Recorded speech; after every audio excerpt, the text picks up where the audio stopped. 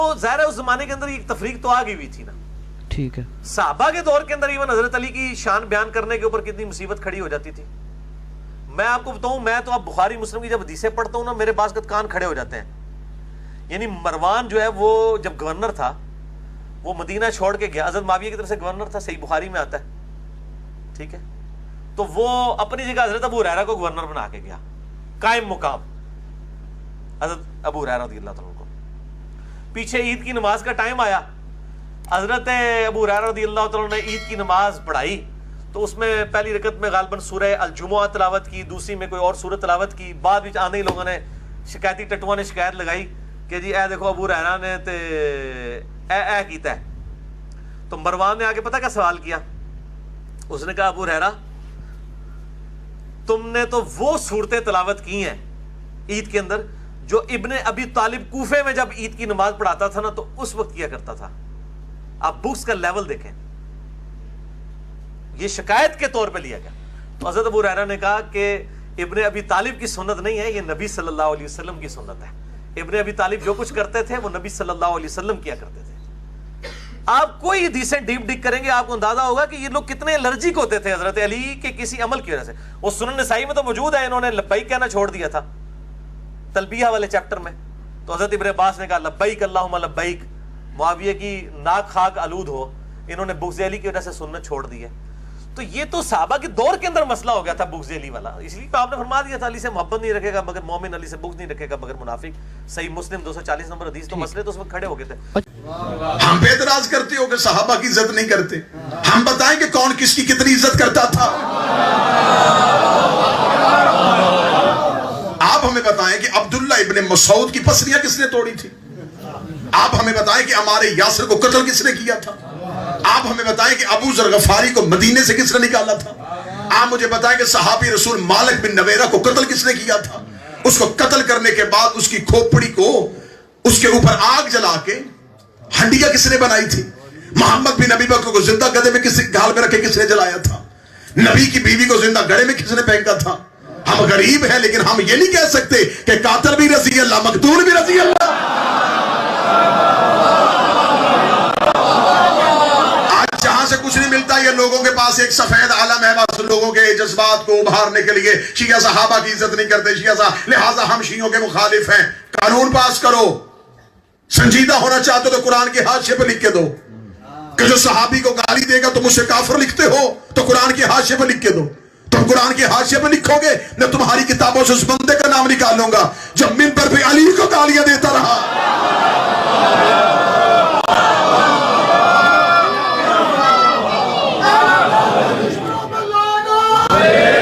لیکن مسلمانوں کے بچوں کے ساتھ گھنونا کھیل نہ کھیلو. آج بھی اسلام کو ٹھیک ٹریک میں لے کے آؤ. آج بھی اسلام کی عمارت کو سیدھا کرنا چاہتے ہو تو ان چیزوں کی نشاندہی کرو جسے تم چھپ کے مانتے ہو کہ یہ غلط ہوا ہے. فرق ہے, مولا کی قسم فرق ہے. کمروں میں بیٹھ کے کہتے ہیں کہ ہم یہ مانتے ہیں یہ خطا اجتہادی تھی, لیکن ہم یہ اعلان ممبروں پہ نہیں کر سکتے. مولا امیر المومنین کے دروازے پہ آ کر یا علی خلافت کو قبول کیجئے گا. میں متصل ہونے لگا ہوں, مسلسل ہونے لگا ہوں کل کی گفتگو سے. 12 سال پہلے انہوں نے کہا تھا 3 شرطیں ہیں. امیر المومنین نے فرمایا پھر سنو, اگر خلافت لے کے آئے ہو, 12 سال پہلے تو میرے دروازے پہ آئے تھے, میں نے جس شرط کا انکار کیا تھا نا اس شرط پہ آج بھی کھڑا ہوں. میں قرآن اور سنت نافذ کروں گا. میں بہت اہم نقطہ اٹھانے لگا ہوں. امیر المومنین نے فرمایا کہ میں قرآن اور سنت نافذ کروں گا, کسی فرد کی سیرت میں اسلام میں نہیں آنے دوں گا.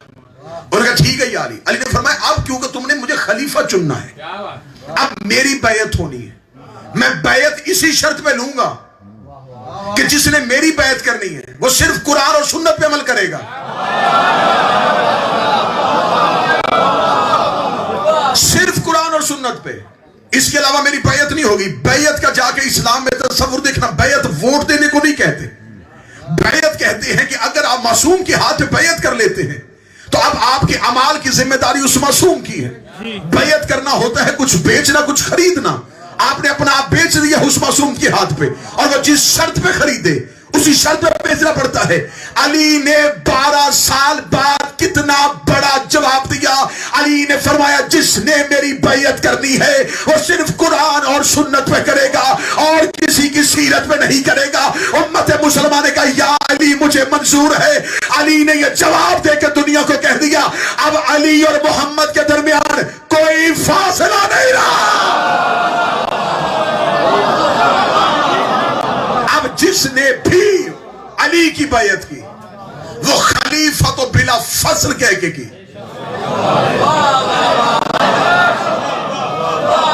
दरमियान वाले गैप को अली ने निकाल दिया।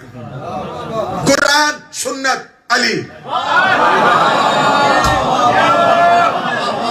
ये है अली की खामोशी, ये है अली का इंतकाम।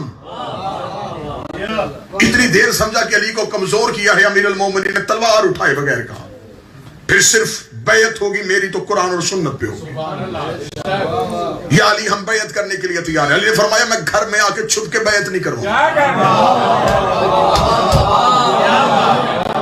जाओ मस्जिद में इकट्ठे हो जाओ, ऐलान करवाओ, आम ऐलान।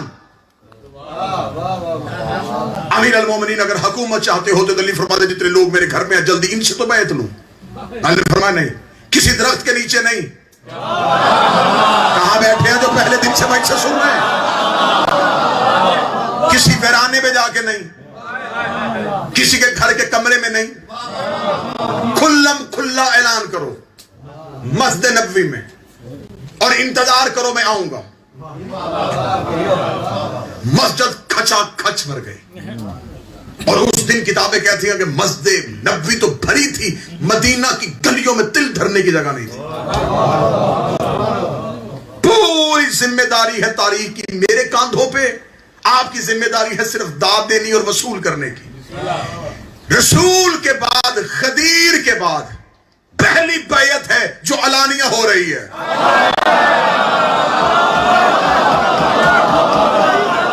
पहली बैयत चैलेंज है मेरा उम्मत मुसलमान को, इससे पहले कोई खलीफा की बैयत ऐसे एलानिया दिखाओ जिसे यूं एलानिया बैयत करवाई। अल्लाह ने फरमाया चलो मस्जिद में इकट्ठे हो जाओ, मेरे दुश्मन को भी बुलाओ, मेरे मुहिब को भी बुलाओ, सब इकट्ठे हो। अली मस्जिद में बैयत करवाएगा। मस्जिद खचा खच भर गई, मदीने की गलियों में तिल धरने की जगह नहीं थी। इंतजार हो रहा था, अली के घर के दरवाजे की तरफ आंखें थी। अली ने मस्जिद के बाहर से नहीं आना था,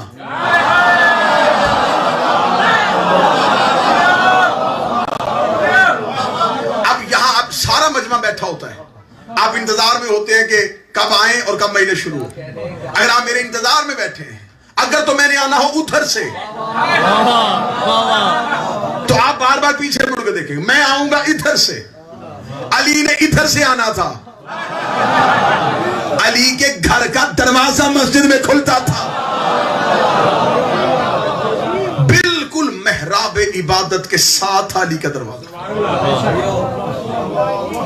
और आसान करूं, 30% बंदे वसूल करेंगे अगर आसान करूंगा।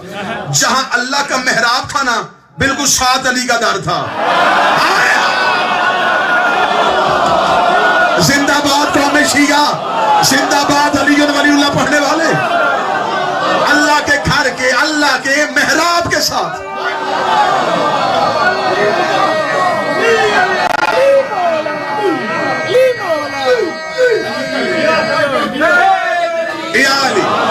दिल खुश कर दिया है, मैं दिल से दुआ दे रहा हूं, दिल खुश कर दिया है। इतना बेहतर जुमला वसूल किया है, इससे अच्छा जुमला कह देता हूं। इधर मेहराबुल्लाह था, इधर बाबुल्लाह था। इधर मेहराबुल्लाह था, इधर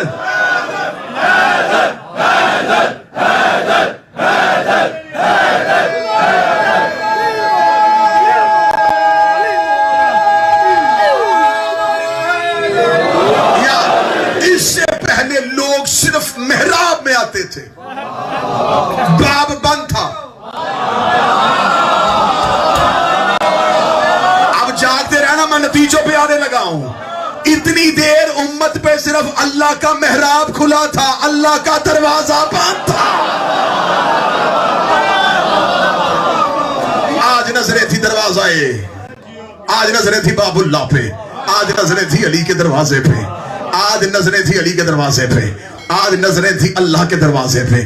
اتنا دیکھنا تھا کہ لوگوں کی نظریں تھی، لوگ اپنے پنجوں پہ کھڑے ہو کے علی کے گھر کے دروازے کی طرف دیکھ رہے تھے. تھوڑی دیر بعد دروازہ کھلا، امیر المومنین کس شان سے اپنے گھر سے آئے، سر سے ابراہیم والا امامہ، کاندھے میں ابو طالب والی چادر، ہاتھ میں انگشتری سلیمان، ایک ہاتھ میں موسیٰ کا عصا، پاؤں میں نالین محمد کو پہنے ہوئے، چہرے پہ ہاشم کی مسکراہٹ، چہرے پہ عبد المطلب کا تقویٰ.